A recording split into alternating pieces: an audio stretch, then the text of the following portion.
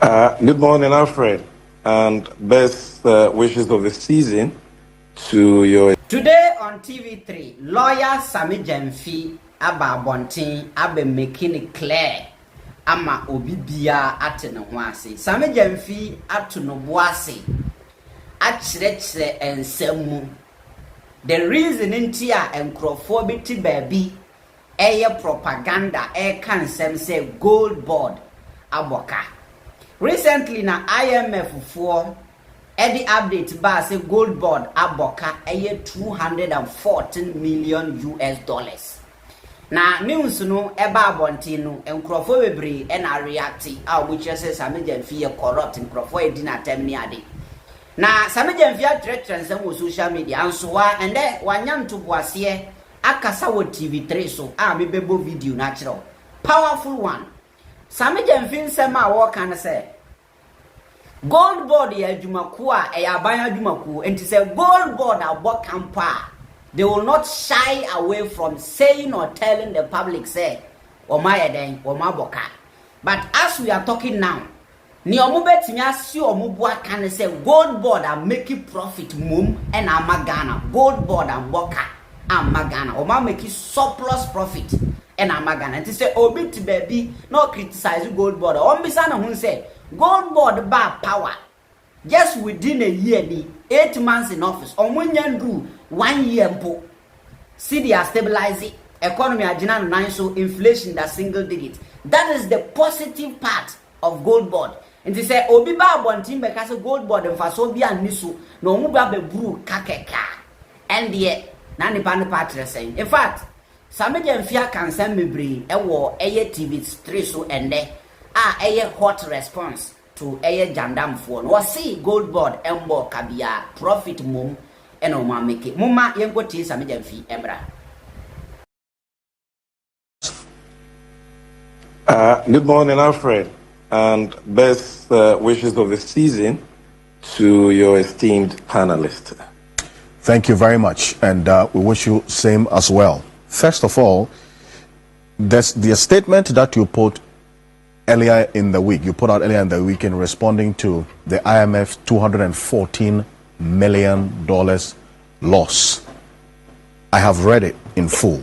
We've subjected it to some discussion. The question that Professor Bobkin and Professor Patrick Esumin asks is how you sell gold across all value chains and still make a loss. They want a clarification, and then also the pricing regime that you use specifically. Mr. Gyamfi. All right, thank you very much. I think this is by far the most fundamental issue that I've heard anybody commenting on this matter raised so far, and so I intend to focus on it and explain. A special greetings to Prof. Bobkin, who taught me financial management during my EPM program at the University of Ghana. But before I do that, I think there are some preliminary issues that we need to clarify. The impression is being created by some, not your panelists per se, but by some, as though the GOLDBOD has made losses and is shying away from acknowledging that it has made losses. Alfred, the GOLDBOD is not a typical commercial venture established for the main purpose of making profits. The GOLDBOD is a strategic corporation with two objects: foreign exchange generation for the country and supporting gold reserve accumulation by the Bank of Ghana. And that is why, if you look at the GOLDBOD Act, nowhere in the Act is the word profit used, rather the word surplus is used. We are mandate-driven and not necessarily profit-driven. And so if we even make losses in the discharge of our mandate, we'll be very happy to concede that and to show how that loss came about and the benefits of that loss, if any. And so nobody is shying away from losses. Facts are sacrosanct. The GOLDBOD is barely 8 months old.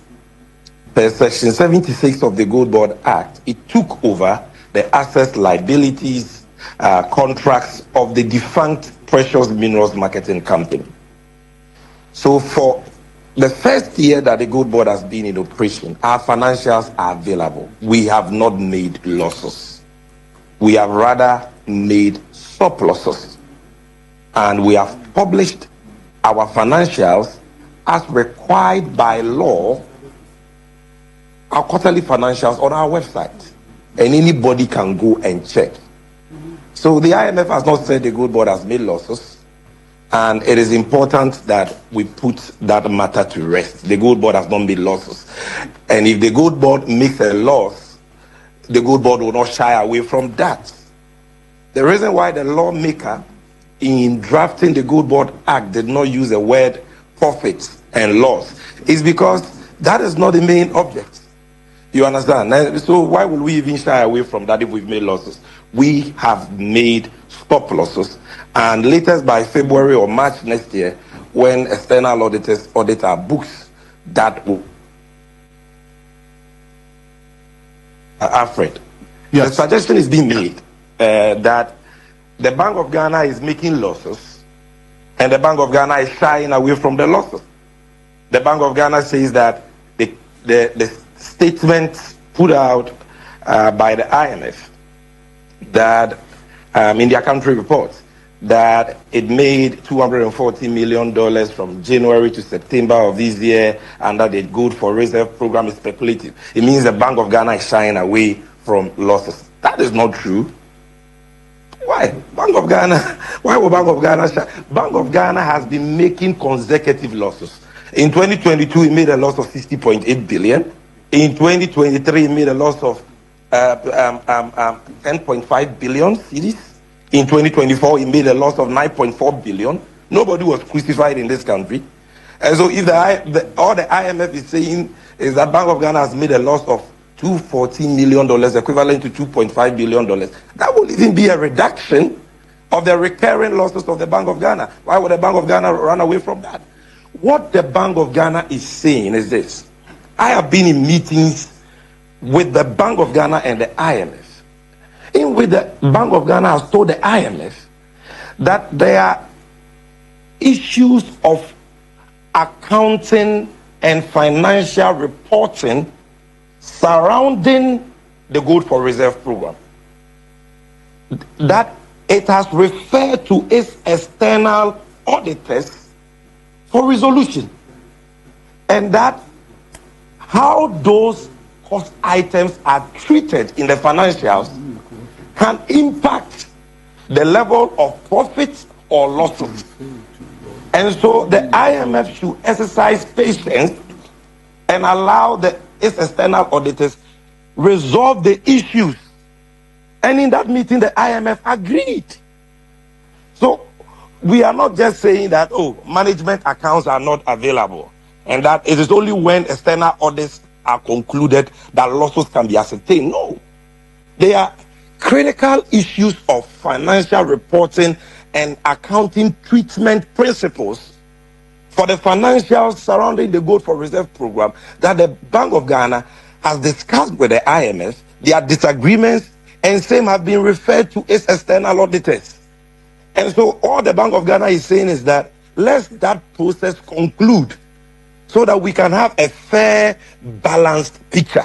The Bank of Ghana is not running away from any $214 million losses, which in any case is far lesser than the recurring losses the Bank of Ghana has been making in the last 3 years. Let's make that preliminary point also very clear. Okay. Now, you must understand that the Gold Board, like I said, is barely 8 months. Has this year now put in place the institutional framework for its operations and all that. Okay? So the Gold Board concept, as envisioned under the Gold Board Act, has not taken off. And I have put that on record already. But because the Gold Board took over the PMNC, the Gold Board inherited the PMNC's existing contract with the Bank of Ghana under the Domestic Gold Purchase Program, which basically is that and will advance funds to PMMC, now Gold Board, as its agents to buy gold, assay the gold, and export the gold to off-takers of the Bank of Ghana. Now, this program started, as you are aware, in 2022. And when the program was being launched, this domestic gold purchase program was being launched, the object, the policy design was not for profit.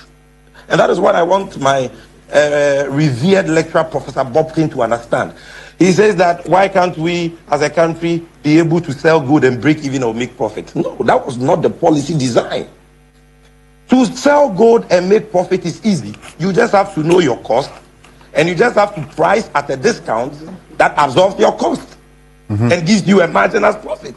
That is easy. Anybody can do that.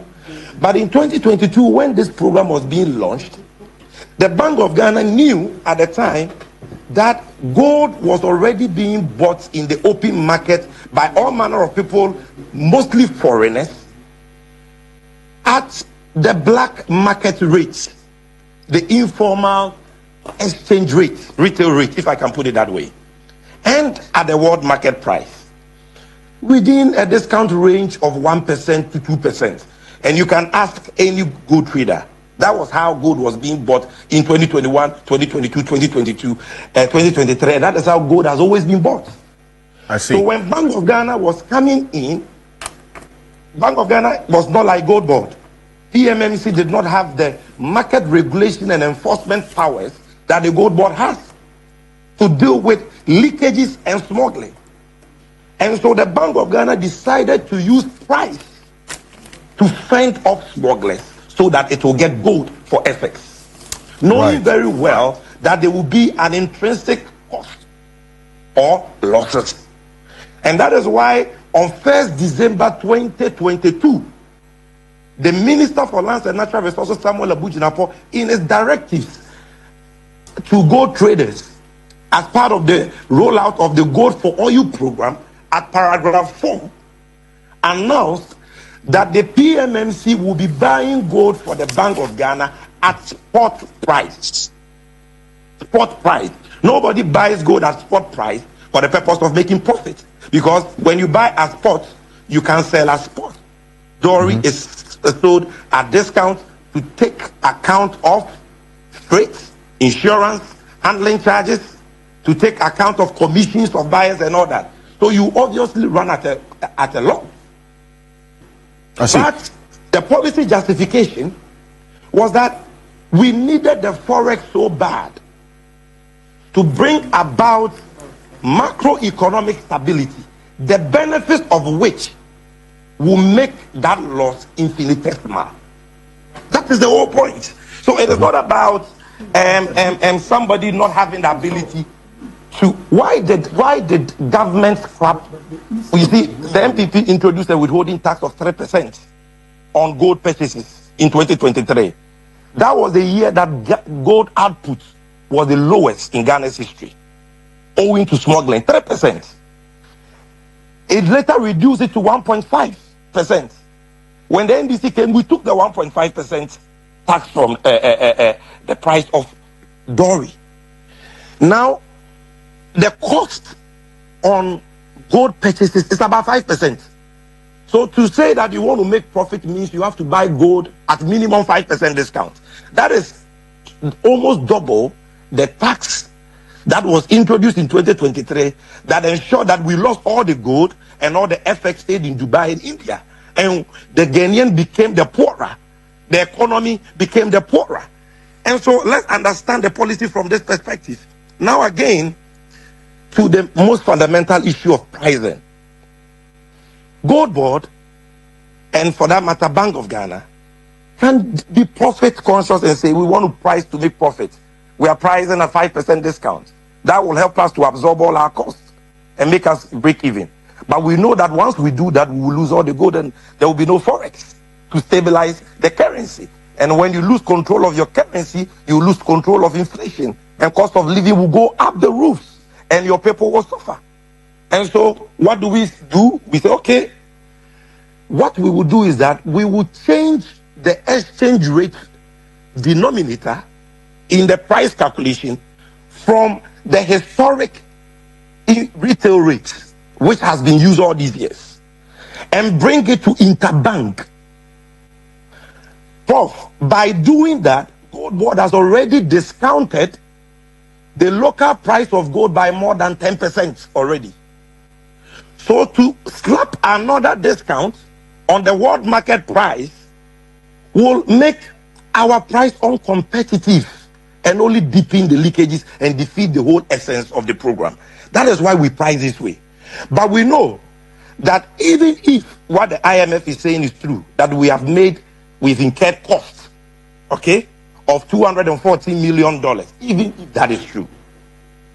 Prof taught me economics. He knows that there is a cost to everything. If Ghana went to the Eurobond market to borrow $10 billion, we will be paying interest of not less than 10%, true or false? Okay. That is more than $1 billion. It comes, $240 million comes nowhere close to that.